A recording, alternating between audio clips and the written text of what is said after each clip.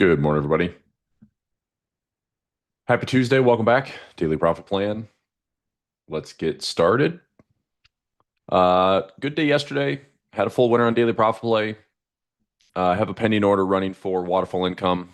We had a pretty thorough session going back and forth with kind of the current positions. We're in 11 open positions, almost $700 of credit with $11,000 in profit traps, and some strikes that are pretty flexible, but down to about 64.75 is our highest strike. We have trades all the way down to like 5,700 on waterfall income. So, I like our current positions, and I'm just trying to be, optimistic that the market is stable through the end of the year. Also trying to play a little bit of margin for error in case we're going to go sideways.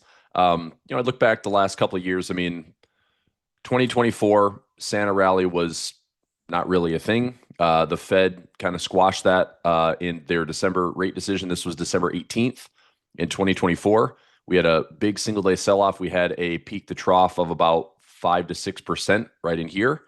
And then the market rallied up through, Christmas Eve, and then back down, back up to all-time highs in January, tested those highs again in February, and then we rolled over from that weakness window February to April.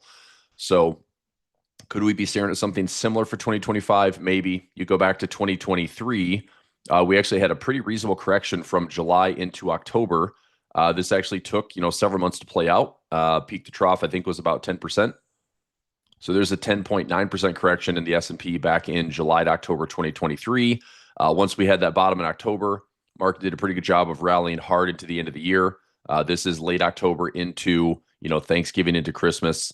Markets didn't really stop. We actually hit all-time highs into December, and all we did was go sideways through the holidays. So like around Christmas time was sideways, but we proceeded with a pretty solid bull market into 2023 into 2024's beginning until we had a correction in April.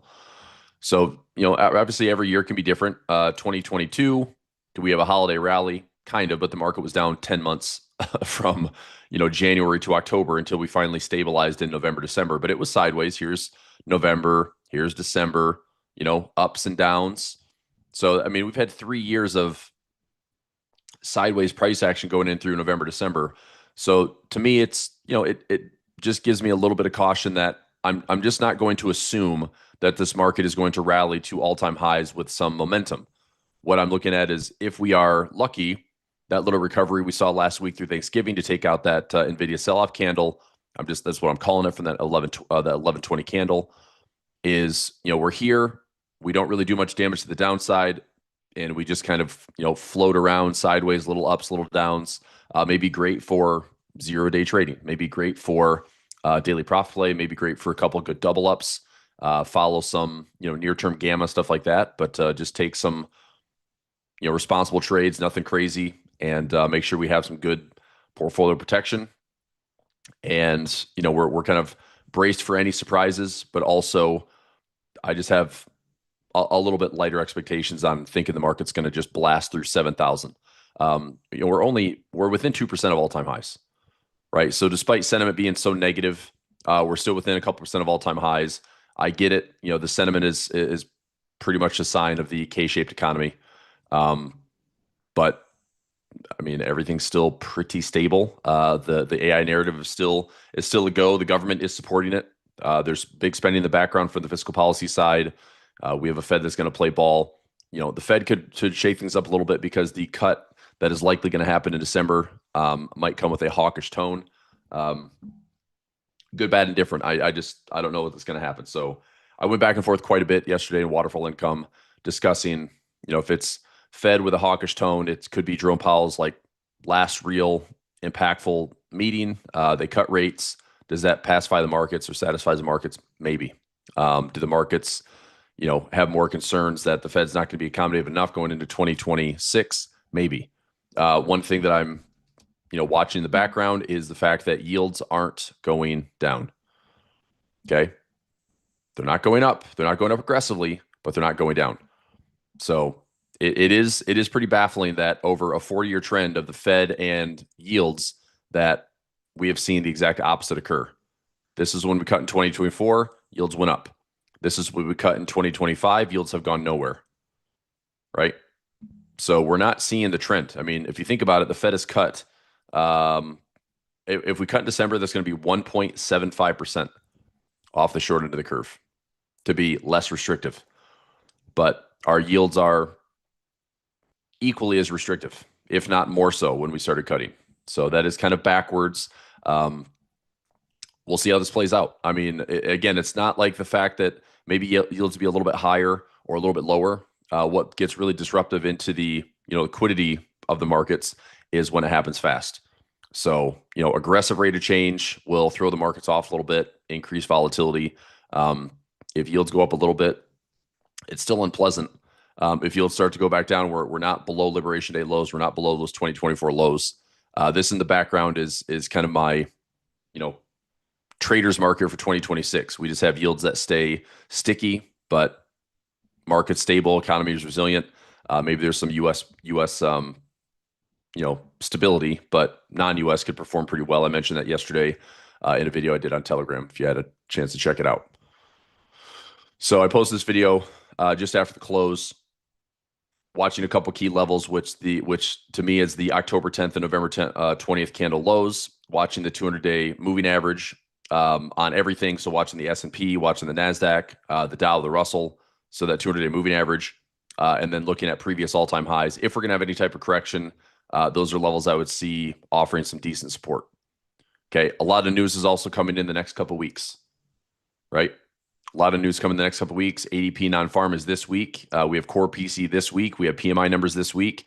I believe next week with the Fed on the 10th, which is Wednesday, we will see non-farm payroll for, I think, October, or maybe it's November. I don't know if we're going to actually get like a month-to-month release. If they're doing both October and November for non-farm, we're still playing catch-up from the government shutdown. And then the all-important, what's the headline inflation reading? Will it be higher or lower? I've seen that trueflation has gone down about 0.3%. I don't think that's going to be accurately reflected in the government print, whatever this is. And also, this could be lagging inflation data. FOMC rate decisions now sits about 87% probability that they will cut another 25 basis points. Okay. So what I did note, this is encouraging. Watching this last week was a big jump in the equal weighted S&P. The RSP had a nice pop. So again, this is summarizing about a 20-minute video here. But we had a nice pop in the RSP last week, and above. So my market breadth indicator is S5FI. You can find that in TradingView, and that's just how many stocks are above the 50-day moving average and how many stocks are above the 200-day moving average. The S&P has come back in a big way. Actually, the S&P, as far as market breadth, looks a little bit better for overall market health at about 60% of stocks above the 50-day and 60+% of stocks still staying above the 200-day, versus the NASDAQ is lagging a little bit. So to me, that is showing a rotation that, there's a little bit more. I'm not going to say defensive. I'm just going to say other sectors. There's probably trimming weight of Mag 7 a little bit, trimming weight of large cap tech, and heading into maybe some of the other high performing sectors. Healthcare has been a really good sector because it was so underweight and so undervalued, and it came back in a big way to be one of the better performing sectors of 2025. Utilities, surprisingly for a boring sector, has been one of the top performing sectors this year as well. And then you take anything Mag 7, so you have your communication services, you have your tech sector or information services. Those have been high flyers this year. Financials have done pretty well. You can go to XLF financials. Here's another thing. Like, this was looking a little shaky, and we rallied back up through Thanksgiving. Take a look at some of your big banks here. JP Morgan. There are some concerns watching this low. If we don't take out the high, like, is this a head and shoulders on financials?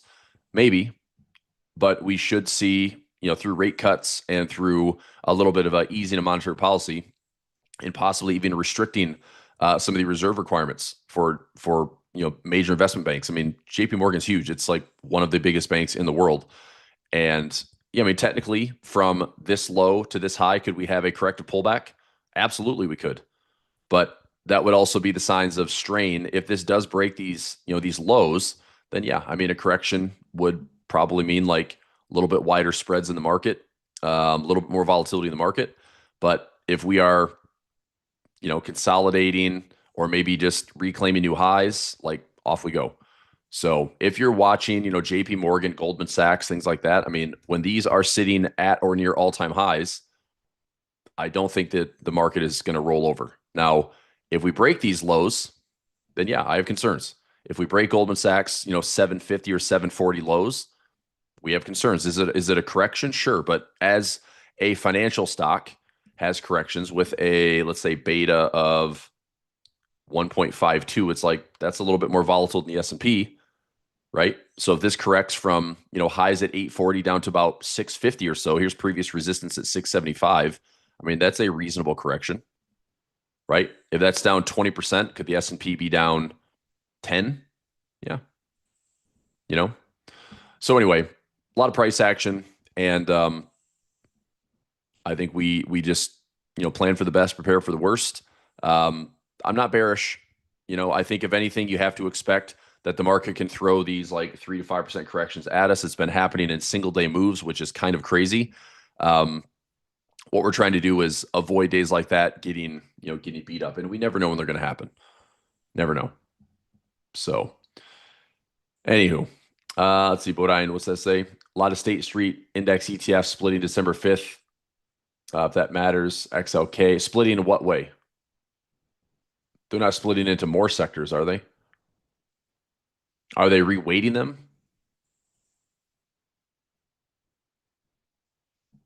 Did I fill the Feb 20th? It was a Feb 27, David, not a Feb 20. Feb 27, and no, I don't think it got filled. So I will check really quickly. I don't think that got filled yesterday. Nope. So these are all the current positions that we have running. So still sitting there. All right. Let's see. You've got an oil futures trade that's up 93% of my max. This one expires in 14 days. Probability of profit is like 99.9%. So I'll hang on to it. I also have a profit trap there. If we have a big drop in oil in the next 14 days, that'd be a surprise. There's volatility, but I don't think we're going to crash. We also have a $500 profit trap. Hedges, pretty worthless, but cost effective. We've been sitting at highs. IBIT, maybe some puts. That's a bull put spread. I have a long put into the end of the month. I'll add more protection or do a collar trade. I'm looking at doing a fairly aggressive sell on some Bitcoin just as a trade. Yeah, just lowering premiums on Bitcoin. Let's see.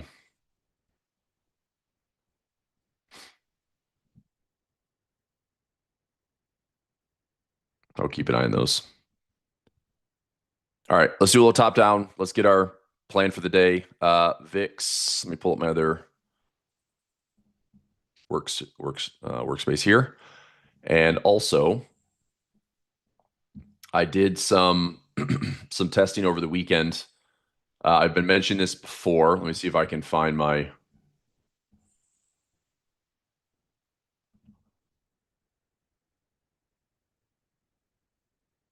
Give me 1 second here.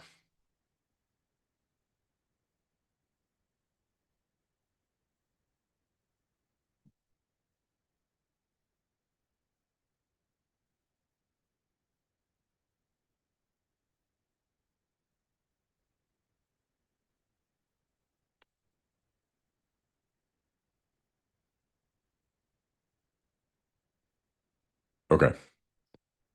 So I mentioned my income grid trader, and I did some tracking for it these last couple of years, and pretty excited for this rollout. I'm going to do a couple more years of testing here, but net, we have 66% of those trades winners, and this is taking like a weekly income trade. Risk reward. This is the most important thing about this strategy is risk reward is at least a 1-to-1. And when I launch this service, I want to have like the lifetime access or VIP access for a trade that also offers a greater than 1-to-1. All right. So the reason why that's important is I think a lot of traders that lose confidence in a strategy when your reward is less than risk. It just feels like the losses dig a hole that you don't enjoy.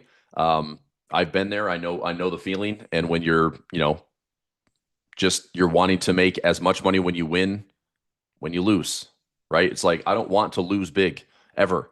So I think if I can, help kind of curtail those losses when they do occur. We survive any losses. And what's kind of crazy is a lot of these losing trades were washed for the week. So we didn't really have losing weeks per se. We had losing trades individually, but we still like kind of survived the week. Um, and anyway, it was kind of fun to go through this and just figure out exactly the details and how simple but effective and how cost effective this strategy is. I would say at most we're probably risking, and this is on SPX. I'm going to design the strategy so we can do SPY and SPX and Qs. All right, so we can trade whatever index you want. We can trade over ETF you want. We can make it cost effective, so you can go $1 spreads instead of $2.50 or $5 spreads. So it'll be a little something for everybody. Right. So I did a lot of trading on SPX. I feel like this is not. Where the heck did it go? There we go. Is this right? Okay. So anyway, my team is dissecting all my stuff here. So I had this all built out on one page and putting all the tests in here. Anyway, I'll get this organized a little bit. I feel like somebody was playing with my playing with my spreadsheet over the weekend. But 2023, 2024, finish those years. All right. Anyway, it's a little messy right now, but we're winning about 70% of the trades. We're making a lot more money from a standpoint of, on average, like a one contract trade, you're risking about $250 to make $250 on SPX, and you're walking away with in about a 2-year span about 100 grand. It's not bad, winning about 70% of your trades.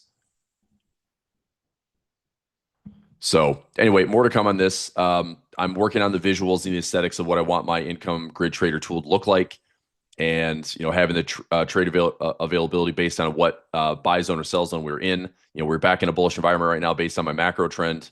So stuff like that will be really useful at a glance decisions, and also giving us what trades are ready to take at the reward to risk that we want. Okay, so I will continue to grind through that through the rest of this month. This is probably something that's coming early 2026. I'm hoping early January, mid-January of next year. Okay. No, it's not 0DT. Nope. It's going to be weekly and monthly are going to be the primary focus. And then you can supercharge that to dailies. You can go out to quarterlies as well for like the more passive investor. And like I said, I mean, the individual, like just the basic tool will give you 1-to-1 reward to risks or better. It's just, letting the tool actually fill the price, and it's using real-time options data to give us, standard levels in the markets, at the monies, slightly, what starts the week out like slightly out of the money, but do not take an out of the money trade, right? You should know this if you're staring at, SPY, for example. Let me use a chart like this. So if I go to the 5-minute chart, okay, we go to a 5-minute chart. So if we open today, for example, if we open today right here, okay, if I take a spread at the money versus a trade that is down here pending that is out of the money, okay, what I'm doing is I want an out of the money trade to essentially be trading at the money, which means I want a discount. So I don't mind trading at the money for the price that I want. I don't want to settle for, $1.25 credit when I'm risking $3.75. No, thank you. So I'm looking at a $2 minimum or a $2.50 preferred, and let price, get 5 points in the money, let it get 10 points in the money. So this gets filled, and now my risk is 1-to-1. And we have levels, we have grid levels based on, expected moves, based on average trading ranges, on where these can fill. Okay. And of course, the macro dashboard is, I want to make sure we're in a healthy bull market environment. And what I'm doing in the back testing is I am following it to the T. So if we are in a bearish environment, I'm taking every sell trade. If we're in a bullish environment, I'm taking every buy trade. Okay. So there will be discretion added to that. Like obviously, if I have in my technical analysis, if I think like, look, I'm a little cautious of this area. If I think that we have had this is what I saw a lot of times, like trading through 2022 through 2023, 2024. 2022 had a 10-month correction. 2023 had a July, August, September, October correction. It was about 10%. 2024 had an April correction and a July correction and a December correction. Okay. If every time we had those corrections give us, a bearish environment, what I discovered is depending on the length of that, like 2022, we made a lot of money to the bear side. 2023, we made a lot of money here in a 2 to 3 month window. 2024, it was very difficult to, I mean, we didn't lose necessarily, but it was like a lot of break evens when you're trying to trade both directions, right? Market crosses over into a bear market environment on the income grid. So you try to focus on being bearish. Obviously, the market in the big picture is trying to go higher. Yes, there will be corrections and there will be a time and a place to be bearish, right? I don't think that a 2022 will not ever happen again. It's like we will have corrections. If the market rolls over in this whole AI bubble, it's not a bubble, right? Whatever this is like this is the new agenda, right? So like old correlations, old macro analysis maybe is different. And I think we have to be open-minded to the idea that this market is different. I'm not saying that we can't have corrections. I certainly know that we can. But the idea is if you take, this was an interesting analogy that I heard a few weeks ago. If you take the market and it's just, the market is like let's say a pot of water. All right. Now a pot of water would just sit and nothing really happens other than by design. It's like that water, like temperature will cool. Like if things get a little bit overheated just based on room temperature or like it's hot outside, like there's going to be a natural like reversion and cooling. Like water is going to be like one of the most flexible properties in the world. But when you add heat to that water, I feel like that's what our new markets are. Is we are adding elements and levers and tools and leverage and all these things that like kind of make it different, kind of make it like all of a sudden our markets have different properties. All of a sudden it is it's like we have to have the markets go higher. We can't afford not to have the markets go higher. And right now it's like we are getting some overstretched conditions. We do have a lot of leverage in the system that those one-day sell-offs like we've seen these last couple of months, like those one-day sell-offs have kind of ventilated that leverage and force the market to de-risk and force the market to deleverage. And it's wild. It's wild how like one nasty day might trigger, selling from people that just panic and chase versus what it really is it's just a deleveraging. It's just the market, kind of airing itself out and allowing, the VIX reset twice in the last 2 months. After we had that run up to 29, it reset back to 17. Once we had to run up to 28 and change, it reset to 17, right? So look at the VIX right now. We're at 16.65 coming into today's trading after being at 29. So what we need in this market overall is time and to be objective. I think that if we give the market time, we'll have a lot more winners than we do losers. If you play, the house edge, which is to be bullish, you have a much better chance of being right for a longer period of time by just staying bullish with the right signs. So even if my income grid trader, for example, offers you the opportunity to be bullish in the right conditions, stay out in the uncertain conditions, that makes trading a lot easier. Okay, so anyway, we'll talk about that a little bit more. I'm going to figure out who's flirting or who's messing with my spreadsheets, and I'll make some sense of that so I can show a little bit more. That was weird. I had like literally 3 years of testing on one sheet, and then it's all divvied up. So I'll figure that out. All right, we're going to go 16.65 in the VIX, which is going to be just over 1% move. 16.65. So we're looking at 1.04 today. Got my screenshot for yesterday's ATR tracker today. Today we've gapped higher by about 0.25 to 0.3%. Yesterday was a big nothing burger. It was a little flirty towards the expected move. We had highs around 43. Our daily profit play was 45. I did a 15 delta. Had I done the 10 delta, it might have been a little bit better off and easier. Like somebody in the morning said they were doing a 67.50.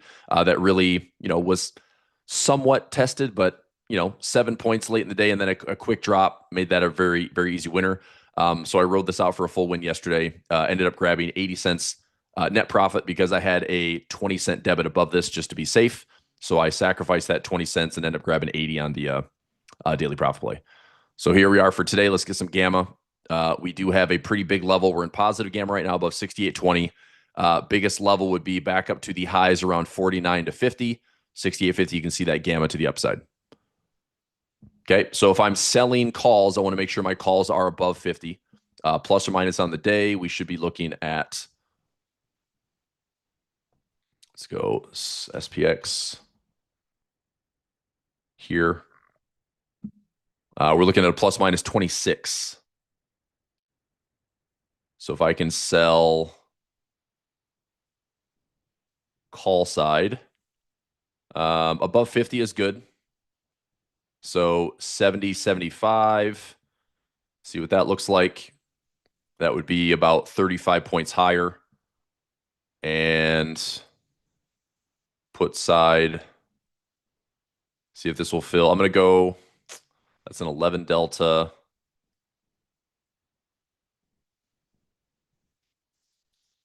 Okay.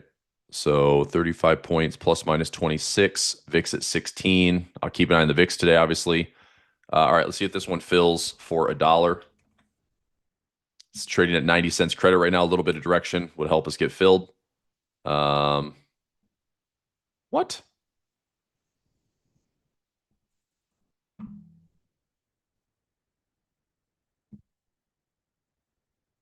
Closing only. No, thank you. Hang on a second.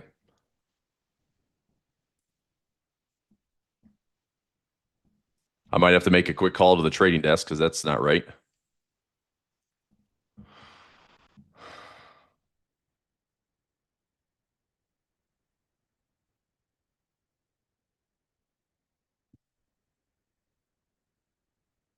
The heck. All right.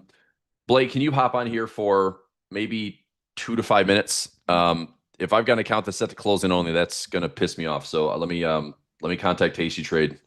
Let me get this trade up and running. I'll open up for another account, see how this thing gets filled. I might have to sacrifice my account today and not take the trade. I don't know what the hell's going on there. That's weird. So what I'm going to look for is here. I mean, I don't know what account violation I would have. I've got plenty of capital, plenty of buy power. I have no idea what my restrictions would be, but they need to tell me because it's not making any sense to me. Resolved in a few minutes. I mean, I'll log out, log back in, but otherwise, if it logs out, logs in, gives me the same error, then I'm calling the trade desk and they can remove it.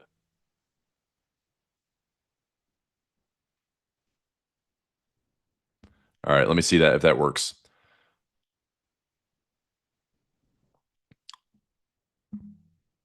So I'll log back in.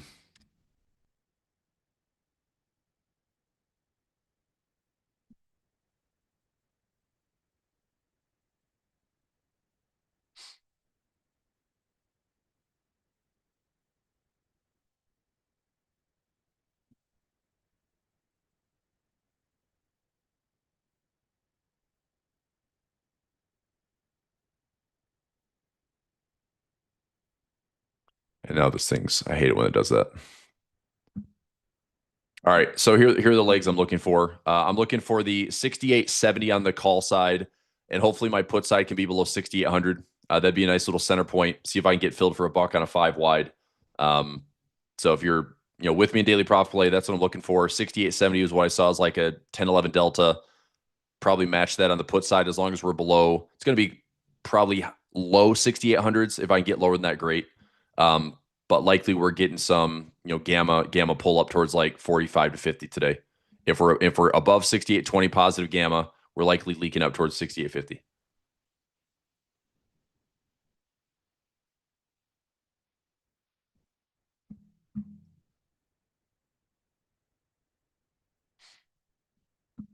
All right.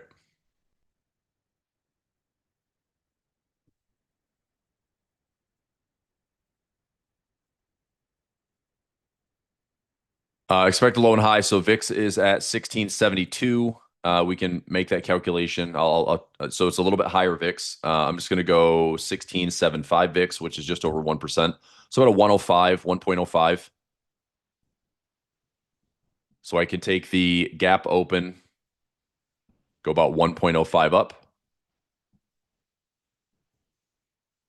So gap open, 1.5. Just had a trade close for profit on waterfall when I just opened my platform back up. 69.05. And that's a VIX at 16.75. And then VIX, take the previous day's close right here, 1.05. And that's subject to change if the VIX goes up, 67.40 potential low.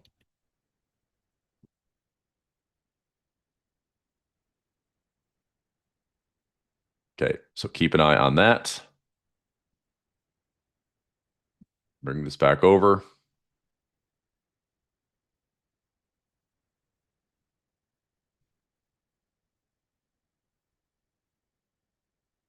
All right, let's try that again. Plus minus 25.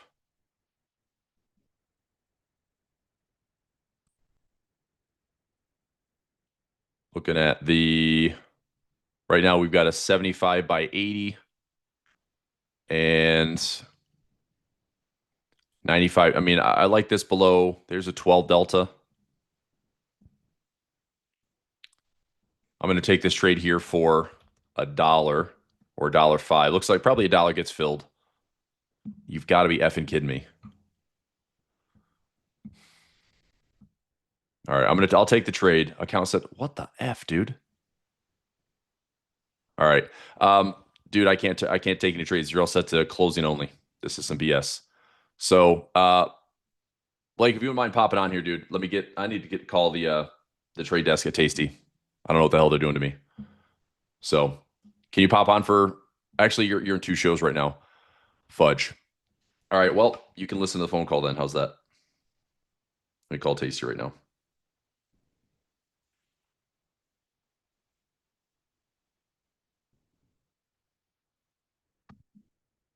Okay, let's have some fun.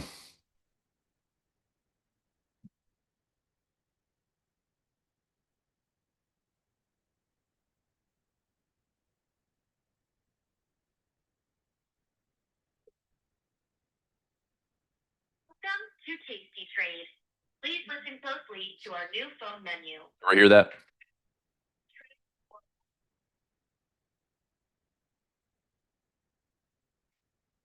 Okay. Let me see if literally every account's set that way. Set to closing on, what the hell? That's so weird.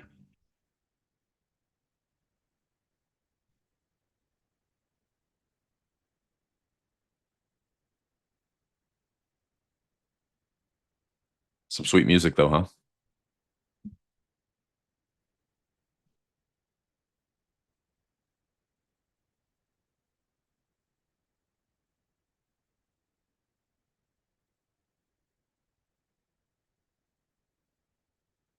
Yeah, that's fine. It's terrible music.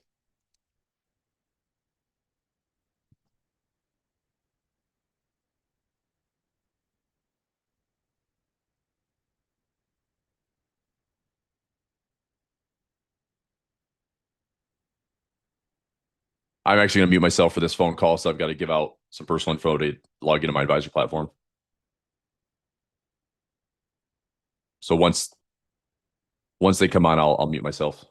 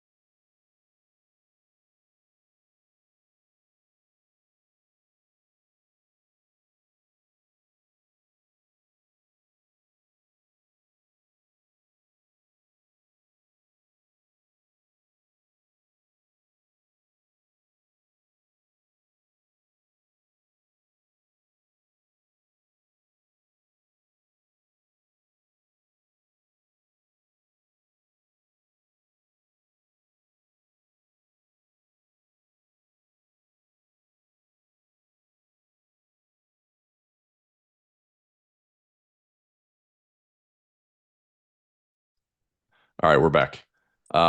So problem solved. Literally they emailed me and just said login information, suspicious activity. It's like I've never had that be flagged from my, IP address here in my house. So it's already up and running. That was an easy fix, but that was really weird. So now let's go back to the order. 12 Delta call, 12 Delta put $1. See if we get into this trade still for $1.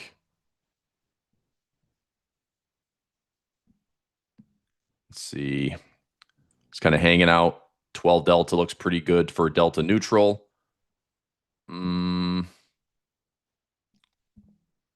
I'll put it in for $1, see if we get filled. All right, trading for 90 cents right now.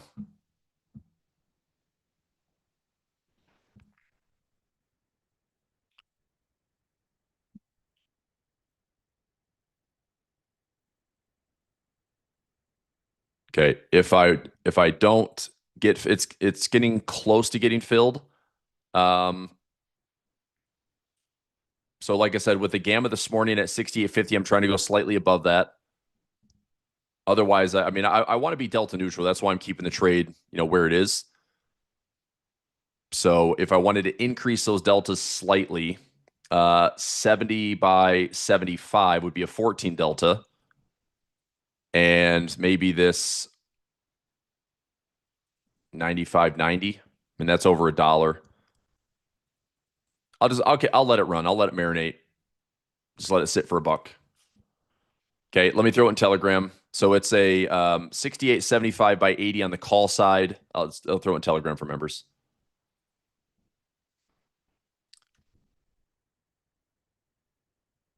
So it's pending. Today's the 2nd.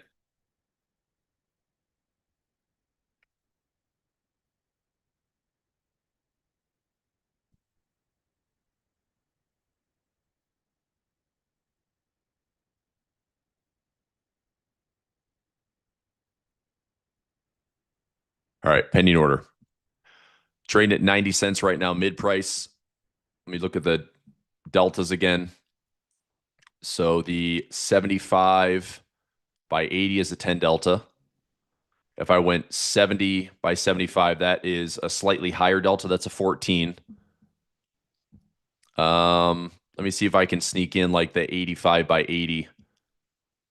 All right, let me make a quick modification. This is similar to what I did yesterday. We're a plus minus 25, and I'm going about 35 points higher. It's a little tight on the call side, which I don't love, which is why I was hoping to go one strike higher here. But let me see. We're positive gamma for the day. VIX, what's the VIX doing? VIX is 1673. It's not really doing much. I might have to go a little bit lower delta here.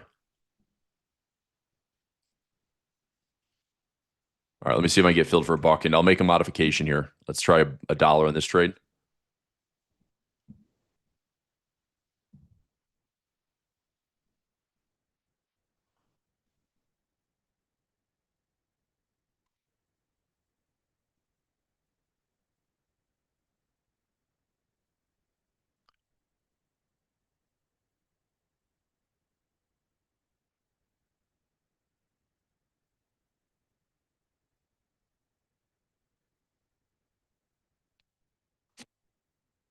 Okay, so I'm doing a quick modification. I'm just gonna edit the post. I'm doing a 70 by 75.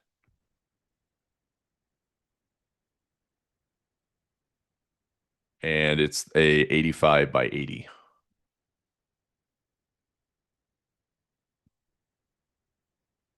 Okay, I just updated that in Telegram. So 70, 75 on the call side, 85, 80 on the put side.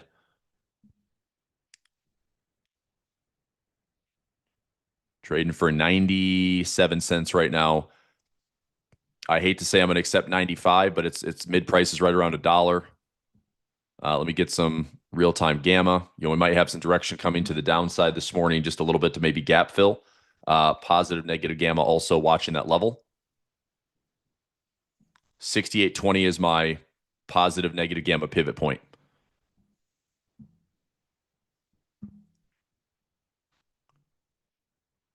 It's in Telegram for members, Matthew.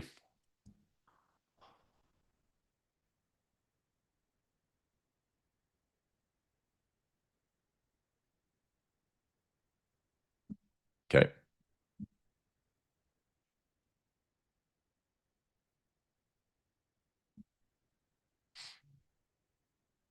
I mean, mid price is just over $1. Come on, man.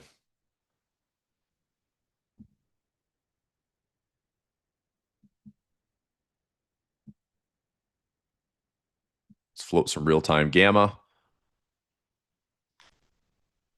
Pivot point around 68.20. Big strike at 68.50.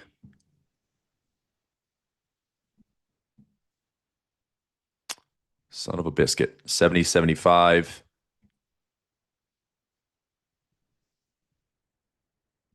All right, I might throw one more opportunity at this. 75.80, and then maybe shift up my put side a little bit. That's not helping much. All right, I'm going to throw in 95 cents, and that is the lowest I will go for this trade.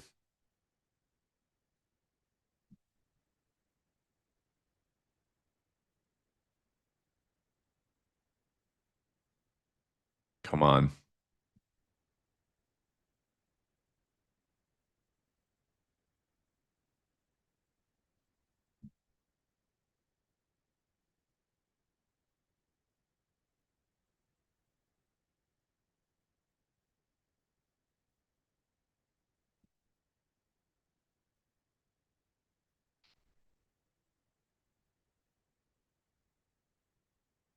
All right, so my see that trade done, close, working, filled.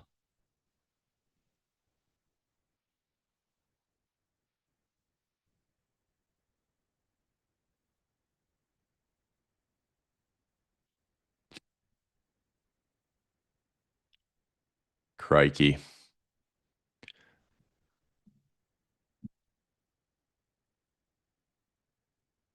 All right, I'm just gonna leave it at $1. Give me a bit of direction. I mean, it's trading right there at like 95 cents. I need this mid price to go to about $1.05, and hopefully that gets filled.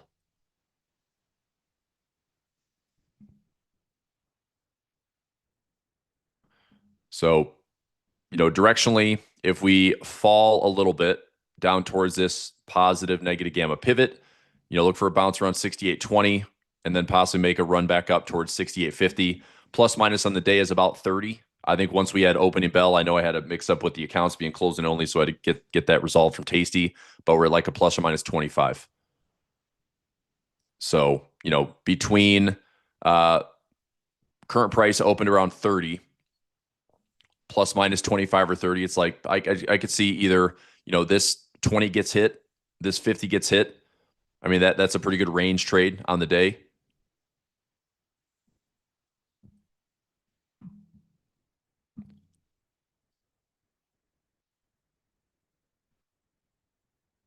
If I go 70, 75, that's already pending.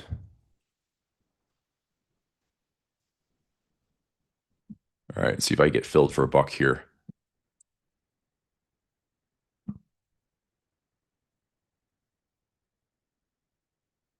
All right, so I'm in. I had to make it. I tweaked my put side. I'm gonna update this in Telegram. Okay, so this is a 70, 75 call side, 90 and 85. Okay, that's now filled. So the trade that just got edited, this is now filled at 9:51 a.m. Eastern Time. All right, so trade is in. So filled for $1. Pretty big gamma level at 50. And I'm up to the call side at 70, 75. Positive negative gamma pivot at 68.20. And my put side is 67.90. So put those in as my lines in the sand. Can we stay below 70 today? 68.70. stay below that level, and then 67.90 there. So if we can stay within these levels for the day. So below 68.70, above 67.90, and I'll look to manage. Okay, so 68.50, retesting previous highs, gap fill or positive or negative gamma pivot at 68.20. Just kind of bouncing in there for a couple of days. The nice thing about this week is we don't have a ton of pressing news. In fact, I think the big news we have this week is core PCE. That's on a Friday. I don't think we have major news today. So nothing for the U.S. this morning. Let's go all news for today. So Tuesday, anything? Like we literally have zero U.S. news this morning. So Bowman speaks today at 10 a.m. Okay. Trump speaks at 2. Okay. Not high impact, but they're on the calendar. So we will, keep an eye on that. But hopefully we are, out of these trades well within a market maker move and just winning the day. That's the plan.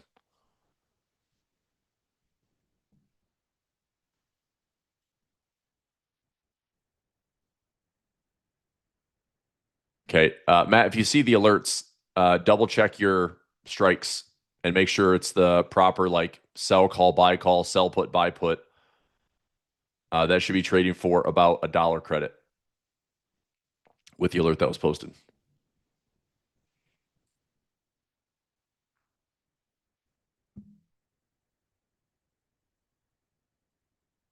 Okay. All right. So we got to trade in. See how that one rolls for the day. Let's see here. Center price yesterday was around 68.10.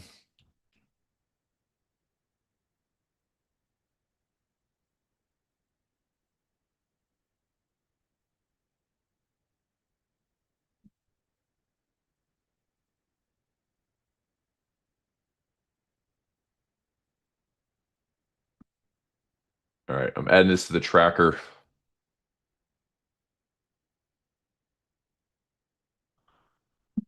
Center price around 68.30.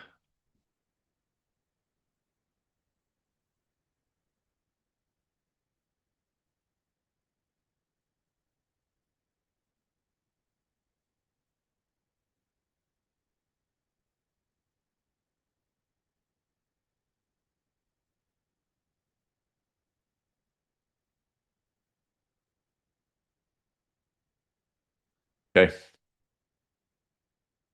Yep, we're all good. Okay, so no major news today. Like I said, Trump's on the calendar yes at 2 p.m. I'm hoping that I'm well out of this trade before then. Wednesday, ADP numbers in the morning. So we'll see this. Maybe there's a jump in futures at 8:15 with ADP non-farm. We have 10 o'clock PMI numbers. Unemployment claims Thursday, and then Friday, bigger news, wrap up the week, U of M sentiment and core PCE. That's kind of the Fed's preferred inflation. Let me see what the Bloomberg calendar has because maybe there's a year over year PCE. Let's go to Friday.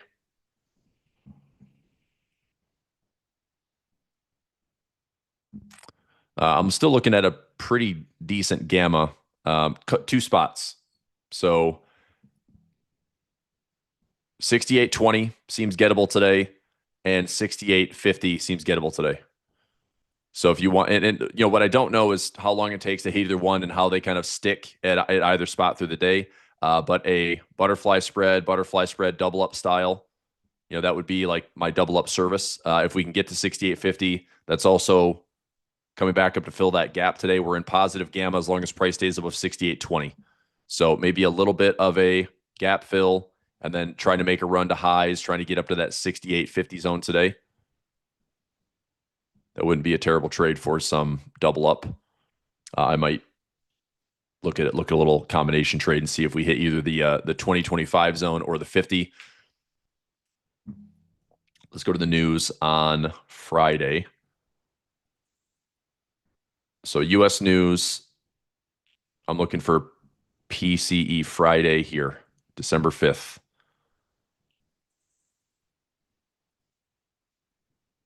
It's released at 10 a.m. Huh, usually PC is released at 8:30. So month over month, year over year, 2.9, 2.9. Okay, previous 2.9, forecast 2.9. That's it. Like literally, it's month over month, year over year. All right. Well, that's a 10 o'clock release. So they're releasing PCE along with the sentiment at 10 o'clock. Usually PC is an 8:30 release. So, all right. That's 10 o'clock on Friday.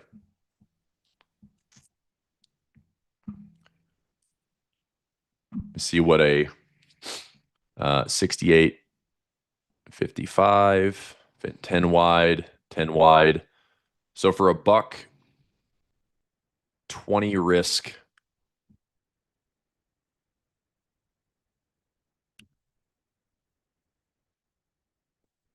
can we get there today? Probably. You see, let me make sure I've got some good spy gamma as well.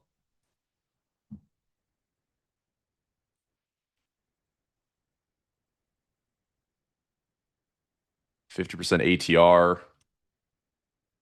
That seems to be pretty realistic. Now it's going to cost me more to get in the trade. Son of a biscuit.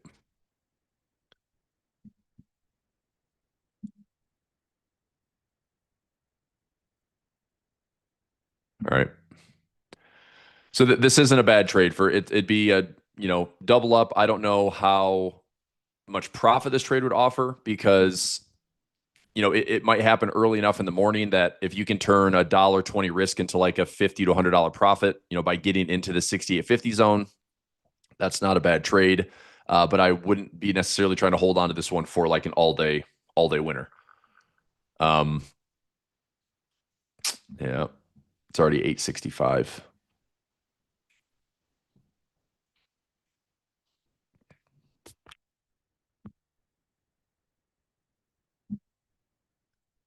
So if I'm taking the trade, I've got to be comfortable with like a $30 to $50 winner versus trying to hold out for like hundreds of dollars. I think that's the only reason I'm hesitating is I don't think it's a big reward to risk trade today. No, Larry, I'm not yet. I don't really love it because I think it's going to be a trade where I'd have to take the profit pretty early and maybe get like a 30 to 50% winner as opposed to I obviously like the the 125s and the 150s percent wise. I like those triple digit winners on double ups. So I'll hold off for right now.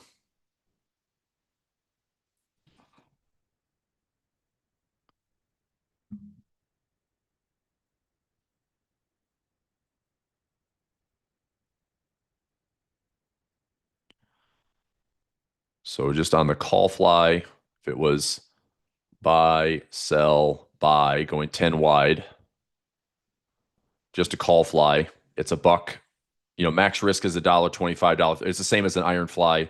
I pull in credit on the iron fly versus spending on the debit for a butterfly, but it's roughly the same risk.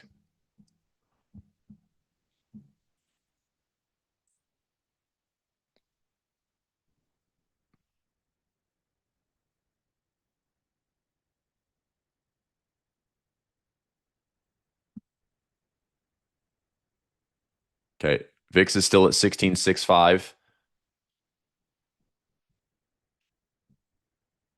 That should be like a 105 from the open.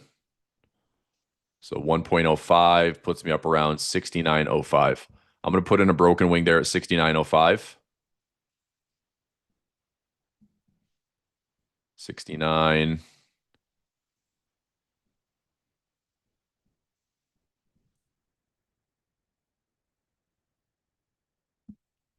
Okay, let's see if I can get that filled for $1.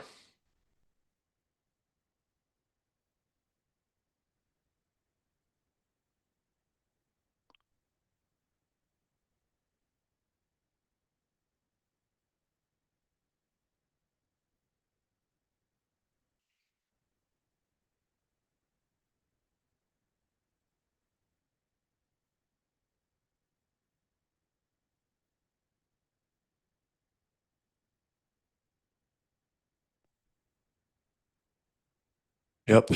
So this is why I didn't take the double up trade. If it's going to 68.50 and hitting it, that's fine. But if it hits it and then rejects off of it, it's just not going to offer the profit that I wanted this morning.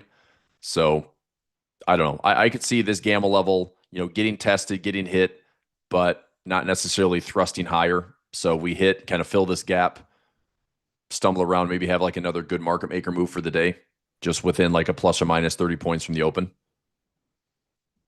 So that's why I passed. It only needed like a 10-point push. It's probably one we already closed out, Kent. I'm gonna have to go into my accounts here and double check. So let me see if anything got filled this morning.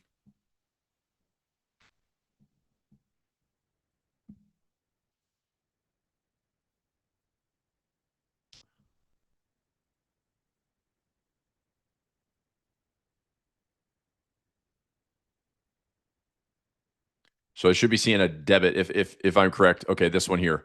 So December 31st, this trade was already running. Let me double check that on waterfall income. I'm pretty sure we already closed this one out as a group, but I'll search for it right now.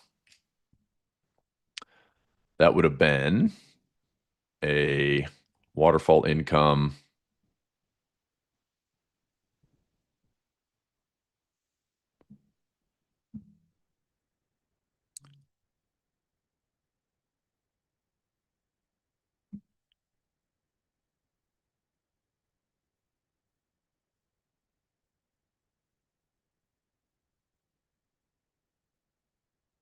$0.25 debit.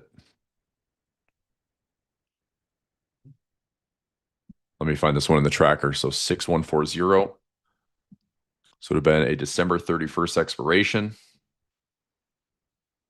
So trade number 119.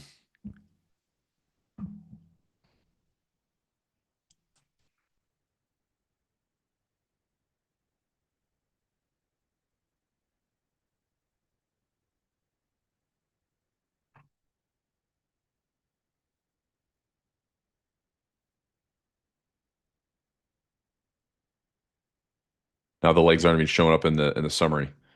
So it was trade number 119, 50-cent credit, closing for a 25-cent debit. I did not close that one in my personal. Let me double check that here. This is today's daily profit play.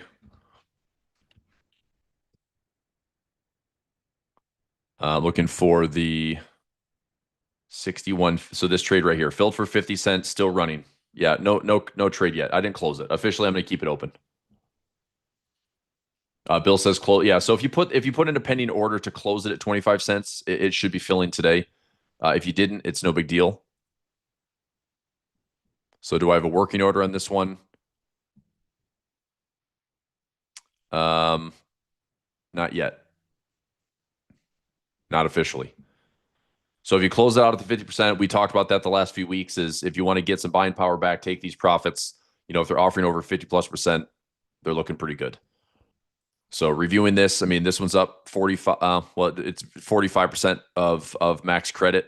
This one's up 60%. This one's up 57%. This one's up 75%. Like, these aren't bad trades, right? We have like every waterfall trade is showing profit, which is encouraging. But we're a fraction of our credit that we pulled in. So I don't know. I'm willing to hang in there a little bit longer. I think once the price action, I mean, the unfortunate thing is we're gonna have to sit through some of the uncertainty of like the Fed, the price action post Fed, what kind of U.S. data we get through the rest of the month, how stable is this holiday rally. There's a typical weakness window with capital distributions and dividend stuff through mutual funds these first few weeks of December. So things look a little bit lighter. It is kind of this odd window of like in between holidays from Thanksgiving to Christmas. We do have a couple full weeks of trading here until it's 3 weeks of full trading. So now until the 19th. If you look at the calendar, from now until the 19th is 3 full weeks of trading. But it's not heavy volume. I would imagine it's going to be pretty light volume for the most part. But hopefully market makers still do the job. That's what we want to see. When can things get a little bit wilder and crazier? Probably during FOMC next week. Maybe a little wild crazy on Friday with PCE. Like some of these major news prints that are going to happen the next couple of weeks, we need to pay attention to those. All right. So officially going back to waterfall income, I had one account that closed out for trade number 119. I personally am keeping it running. So that's this trade right here. The nope, it's a December 31st. Sorry, December 31st. This one. So 61.50, 40, 35, and 61.15. Filled it for 50 cents. It's up about 50% of that credit. I'm not closing it yet. Not yet. No, Bill, it wasn't. I didn't take the trade. Which one? You talking about the broken wing? Broken wing defense trade, yes. That is, I'll post that in Telegram for DPP.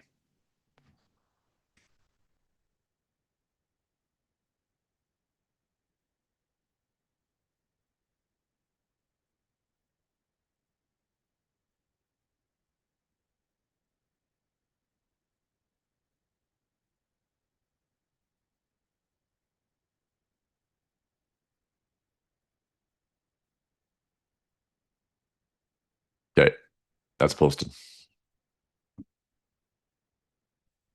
Okay, so just one last touch point on waterfall. Um, if you want the credit, there were a couple we discussed yesterday in the live session. This one mainly. Let me find out what trade this is.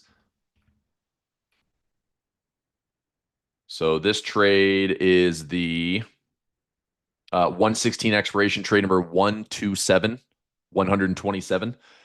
This trade is up 80% of our max credit. If you want to take the income, you're not going to offend me. There is a 99.5% chance of profit that you can still get the extra $100 on the trade. So like going from $80 to $100, if you want to hang on to this for another 45 days, I think it looks pretty good. If you wanted to take the dollar credit, close it for a 10 cent. That's fine. Just needs a little bit more time. But trade number 127 is pretty good as far as like, I might consider taking some profit. Same thing on this one here. Pretty high probability profit. It's up, 80% of the max credit. And that's kind of what I'm looking for a strategy two in waterfall income is if we're up, 80, 85, 90% of the credit that we pull in, I'm sacrificing the profit trap. I'm sacrificing that potential free hedge, but I'm taking the income, getting the buy power back. And, we're pulling in 80, 85, 90% of our credit, which is not a bad thing. Okay. So those two are looking pretty good. And then this one here, this is again like 99% chance of profit based on the current volatility. We're up out of 75 cents. It's fluctuating between about 75 and 85% credit. So if you can close this one down for a 10-cent debit, not a bad trade. Pull in what's 65 out of 75. Pull in 86, almost 87% of that max credit, like not a bad trade. This one's up 50. I'd let it marinate a little bit longer. These are up 50, 50, 28. Like let it have a little bit more time.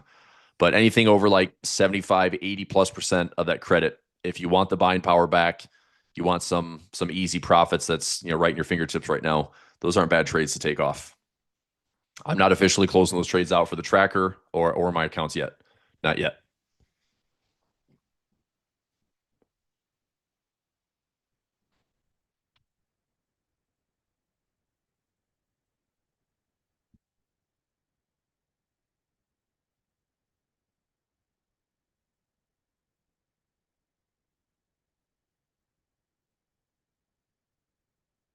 Okay. All right. So really quickly, I'm going to do one thing here. Let's go back to some IBIT. Price is up a little bit today. Highs at 70. Just going to lower my cost base a little bit on IBIT.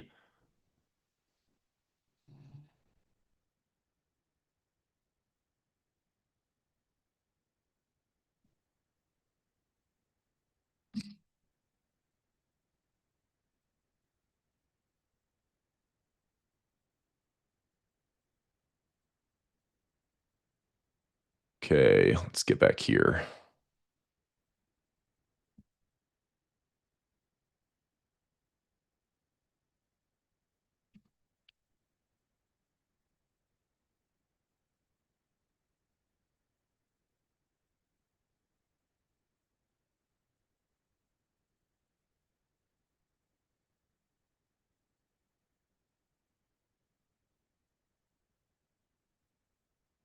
All right, little covered call there at highs. Price action on the day, pretty chill. Price needs to stay below 68.70, stay above 69, 67.90. So far, so good. I do have a defense trade slightly above these highs. If prices stay within the market maker move on the day, plus or minus 25, plus minus 30, we should be okay. Plus minus 30. I mean, right now, what's the market showing for SPX? This isn't like foolproof. Obviously, we know that the markets can drift for the day, but for the current volatility, we're looking at like another plus or minus 22. Okay. So hopefully that is, accurate, like living, breathing, dynamic. We're trading at 42 right now, plus, 22 would be 64. That keeps me below 68.70, which is where I need price to be on my call side. If we drop by 22 points, it puts us down to 68.20. That's, we have 67.90 for our put side. So if this is an accurate reading for the rest of the day, awesome. If we're going to stay kind of what I said, contained between like the 68.50 zone and this plus or minus pivot at 68.20, anything inside here is great for the day. Going too much higher, I'm threatened here at the 70 zone. I'm hoping I can at least get filled on a broken wing for a defense trade, and I have to step up the defense too much more aggressively than that.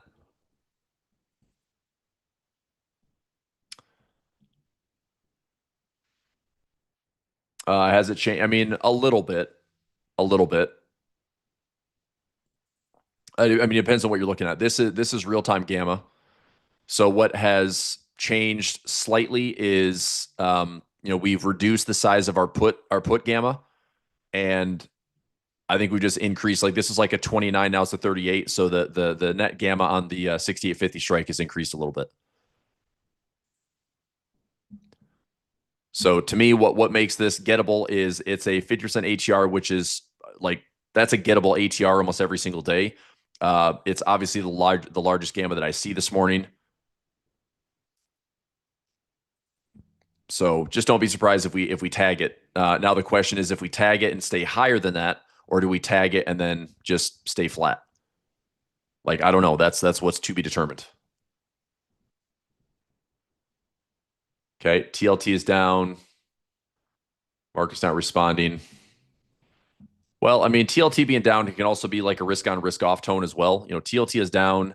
I mean, it could be just a rotation. What is scary about TLT is if there's money exiting like U.S. Treasuries, U.S. bonds, even if they go into gold, even if they go into silver, even if they go into anywhere else, it's like you're talking trillions and trillions of dollars that could just be skimmed off of bonds and treasuries and going into other assets. So, I mean, TLT has a lot of different dynamics playing out. There's also the sense of risk appetite. So, two things, right? Bond yields going up means bonds prices go down. So, U.S. 10-year yield going up brings bonds lower. So, if yields are up, bond prices are down. If equities are rallying, typically bonds are not really being used as safe haven, so they can drop from there. If there's an exit from bonds and treasuries, that money is probably going more into gold. It could be Bitcoin, but Bitcoin certainly looks way less attractive right now since I mean, we're within 2% of all time highs in the equities markets and we're down 25, 30% Bitcoin. That's a huge, that's a huge struggle for Bitcoin this year. But I'm sure they're just, I don't know. I think they're flushing out some of the leverage. I think they're flushing out some of the financial engineering that was happening this year. Just everyone assuming like Bitcoin's going up forever, and it's a bit of a pain trade. I think. As long as you overall like stability and scarcity and the positive narrative that Bitcoin has had is good. But the issue is like Bitcoin has been financialized. Like it's no longer the same kind of decentralized, stick it to the man, go off the grid. It's like it's not that anymore. Like you put BlackRock in the ring, you've got this offered by financial advisors and given ETFs to trade a spot price Bitcoin. It's not going to behave the same way.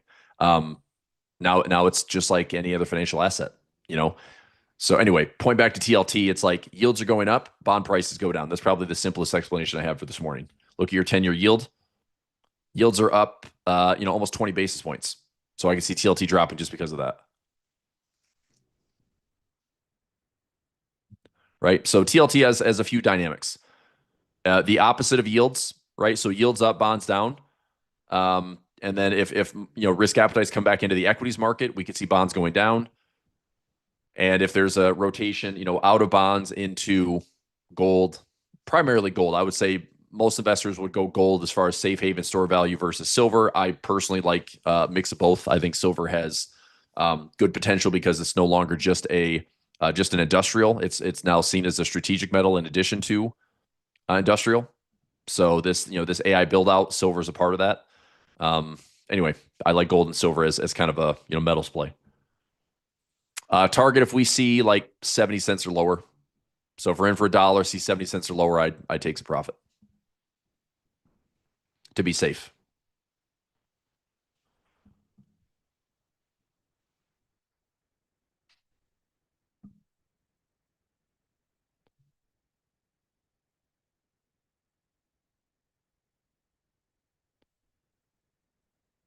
What's this bad boy? PTC.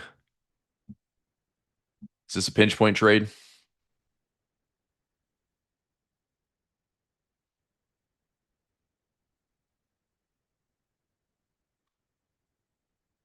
This one's already up 18%. This one, when did this get filled? That's trade number 72 in October. All right. So took the trade for 250. I'm going to go after a 375.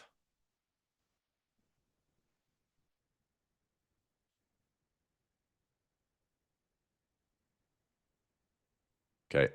That's a pinch point trade. Just getting that one updated. I saw that was in profit. SPX right now, daily profit play is up about $5 to $10. I'm going to try to let this get to like 30 plus. Debit is 70 cents or less. I'll take some profit.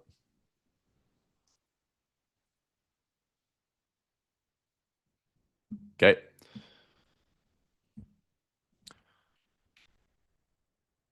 All right. Let's go. I'll bring over the tracker. Let me get into one click trading. Take a quick peek at the pinch point scanner this morning.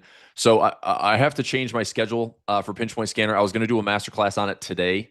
I need to switch that. My fiance is heading out of town for a site visit. She's got to go to South Bend, Indiana today, and I'm hanging with the kid this afternoon. So I'm going to switch the masterclass to Wednesday and Thursday for my masterclass and training sessions for this week's pinch point. So we'll do another segment on pinch point today. I want to bring up the scanner. We had about 22 on the go list yesterday when we talked about it. Let's see what's active for today, right? But I'm going to switch this up to a Wednesday Thursday combination for trading. That should give us plenty of time to get through all the trades this week and the symbols. Wednesday 2 p.m. Eastern time, Thursday 2 p.m. Eastern time. Those are going to be my live trading sessions. Okay, that's for pinch point. So Wednesday, Thursday, 2 p.m. Yeah, I know. My nephew is at Purdue, and I was talking to him yesterday. He said that some of the weather's pretty nasty. So hopefully she's able to get there. I'm thinking she's flying into O'Hare and then taking a quick puddle jumper to South Bend. But yeah, she'll have a team with her, so hopefully just safe driving. It's not going to be fun. I know they're getting hit with some nasty snow, which is rare. Like, I mean, Midwest has been hit with some pretty nasty weather these last few weeks.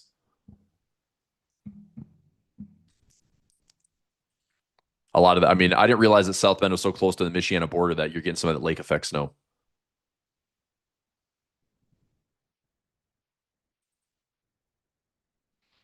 All right. So any questions on that for tomorrow? Wednesday, Thursday, 2 p.m. live trading session. We're going to try to get through everything on the scanner. Let me go into pinch point right here. So this is how simple it is. You get access to the pinch point scanner, find in your one-click trading member portal, and then your first thumbnail here is click here to access scanner. And at a glance, there's your 22 stocks. So that's what we're going to look at tomorrow in class. Start pricing some of these out. I'm going to look to go both ways. Let's see if we can find some decent volume on these. So SLB is I think it's Schlumberger, Chewy, if like it's the Amazon for pets. Mondelez, is that the food company? MDLZ. Yeah, it's food company. Which consumer staples have been like the worst performing sector of 2025, like one of the worst. It's not negative, but it's been like single digit performance. So I mean, a company like this should be pretty solid as far as fundamentals, but this is like the K-shaped economy where it's like margins are just getting thinner. It's hard for them to lower costs, and grocery store prices are going up. It's like we know this. Anyway, check this out. So MDLZ.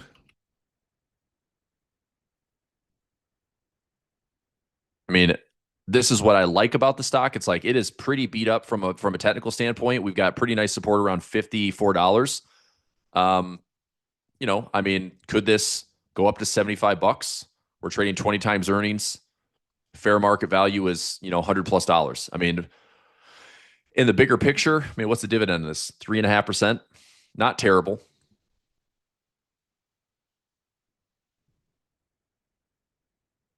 I mean, I could see this thing holding pretty firm. Now, again, would I long term invest in this? No, I would just take an option trade. I mean, pinch point's perfect to give us.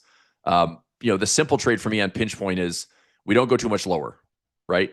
So this is what I'm going to do in the class tomorrow. Just give you a little sneak peek. Is we look at the strikes, we take a look at the expirations, we see what prices out fairly. If price goes down, I mean, we'd have to break a pretty key level support. This is a 2022 low. This is the liberation, February March low. April low, whatever this officially is for the year, probably February where the market started to rotate. But that's pretty wild volatility for 2025.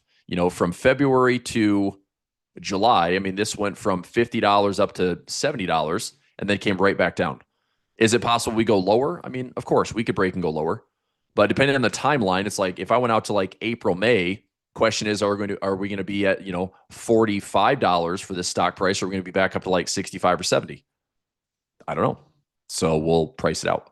But right now you can see on the daily chart, this is a really good pinch setup. And what tends to happen is when the market pinches, we start to see direction coming after.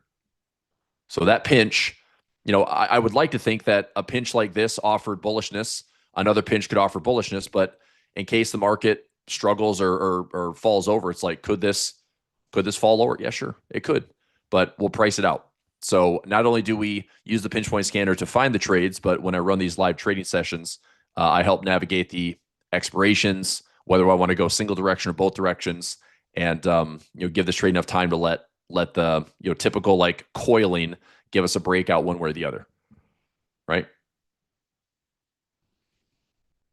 Okay, Alan, you're taking Alan. What class are you talking about, dude? Are you talking about a master class over a year ago? Because if you've been in my daily prop play for the last like month or two, I've taught the class a handful of times. And the most recent master class was very specific on why I'm going 5 wide. It's about defense. So originally we went 20 wide. We also tried to use stop loss. And what happened during some of those, wild directional days, you couldn't get stopped out where you wanted to. I want to take 100% stop loss. It would blow through my stop loss, and I'd take on an extra $100-$200 of risk. And I'm risking, thousands of dollars a day, which is annoying to me. So if you want to get caught up, the last class we just did, I think it was last week, the week before, you'll see exactly why we're doing, I'm doing 5 wides and I'm doing defense trades just in case, because I want to limit the downside and just keep winning. I think we just have to have a better trade that day to day, as much as we're willing to risk on like the higher risk, low reward side. I've got to have something where I can offset my risk a little bit better. So it's been pretty effective. We've had great wins. We've had a lot of like full winners, and we've had some ability to offset it. Where instead of taking a $1,500 loss for the day, it's like I think last week, what was it? Last week, did I take a loss? I don't think I took a loss last week. It was Thanksgiving. We only got filled like Monday, Tuesday, Friday, or no trade on Friday because the futures market had like an outage. But the last time we took a loss would have been that November 20th candle, and I was down like 785, and then the next day I was up like $600. So I'm literally like back in black in 2 days of trading after a loss, after like an outlier move. That's literally why I'm modifying, refining the course as I feel it's better for us as far as long-term results and more sustainability. Yeah, so take a look at that latest masterclass. It'll be timestamped for November, or yeah, it should be in November. We taught it just a couple weeks ago. All right, cool. Okay, let's take a look at daily profit play, and then we're going to switch gears. Blake's got a pinch point to fire up, and we'll do the masterclass on that Wednesday, Thursday for trading. Daily profit play is now showing about 10, 15 bucks a profit. I'm going to let this one go to probably $30 to $40 profit before I take some profit. I'll keep an eye on it. As long as my levels look pretty centered, keep an eye on this. Okay, so we're just below the 50% ATR, and on the chart that I doctored up earlier this morning, this is my high, this is my low. I need price to stay inside there for the day. So if we're coming back to center, that's a good sign. The two levels I mentioned this morning, 68.20 and 68.50. I can see prices kind of staying contained within those levels today. If the VIX is going up and getting higher on the day, then I will have to modify my potential low. But we calculated out a 16.75 VIX this morning. If this thing starts going up towards 17 plus, I haven't officially called the bottom today, but I would make an adjustment based on the previous day's close and then go out my percentage based on a VIX. Okay. All right, Blake, when you're ready, just fire that up. And masterclass and trading session tomorrow on Pinch Point, Wednesday and Thursday, 2 p.m. Eastern time. This should give us plenty of time to get through our current dashboard. Pinch Point's got 22 stocks in the go zone, which is what I primarily like to trade. And then the get sets, we saw Apple was here at the top of the food chain. It was, so it looks like Apple is now gone, which is fine. It's not in the go zone. Pretty sure it's not. Is it get ready? Apple's now so we saw this as get set yesterday. Now it's get ready. So it looks a little bit less pressure on Apple, which is fine. But we'll talk about some top tickers, and then we'll go just straight to the go zone to find some good trades tomorrow. All right, man, fire it up. Let's go. Let's do it. You got it, man. Anytime. I got to kick you off real quick, though. Cool. So I can